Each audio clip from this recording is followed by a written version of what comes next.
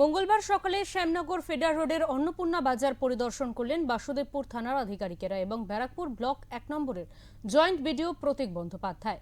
বিভিন্ন দোকানের দ্রব্যমূল্য নিয়ে তারা বিভিন্ন দোকানদারের সঙ্গে কথা বলেন। যদিও আধিকারিকেরা জানান ক্রেতাদের কোনো অভিযোগ নেই দ্রব্যমূল্য বৃদ্ধি নিয়ে, তবে আগামী দিনে তারা চিনি এবং বিভিন্ন দ্রব্যমূল্য বৃদ্ধি নিয়ে বেশ বড় পদক্ষেপ নিতে চলেছেন, এমনটাই জানালেন সরকারি আধিকারিকেরা।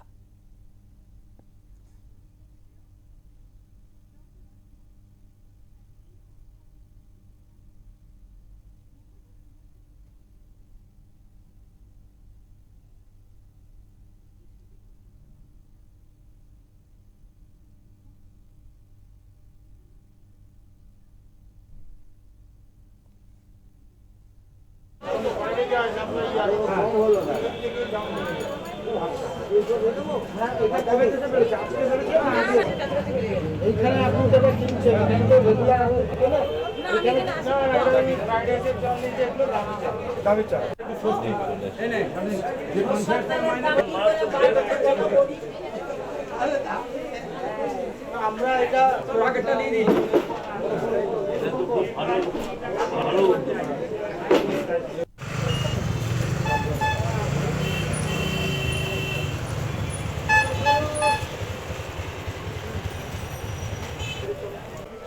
শুধু চিনি বলে না, আজকে আমরা ব্যারাকপুর 1 নম্বর বিডিও অফিসের তরফ থেকে, বাসুদেবপুর থানার তরফ থেকে ওসি সাহেব আছেন এবং আমাদের এসিপি সাহেবও এসেছিলেন।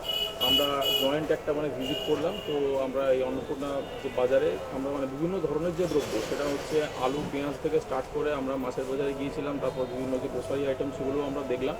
তো অল ওভার যেটা দেখা গেল যে কিছু জিনিসের দাম, যেমন পেঁয়াজের দাম বা মাছের দাম, এগুলো একটু বেশির দিকে হলেও যারা ক্রেতা তাদের মধ্যে কিন্তু তেমন কোনো অসন্তোষ নেই, কারণ তারা এখান থেকে কোয়ালিটি ভালোই পাচ্ছে। আর চিনি যে তার কথা আপনি বললেন, যেটা এখানকার বিক্রেতাদের বক্তব্য, যেটা হচ্ছে যেখানে হোলসেল মার্কেট সেখানকারই দামটা একটু বেশি রয়েছে, সেই জন্য তাদেরকে যেটুকু প্রফিট মার্জিন রাখার জন্য এই দামে আপনাকে বিক্রি করতে হচ্ছে, এটাই বলছে।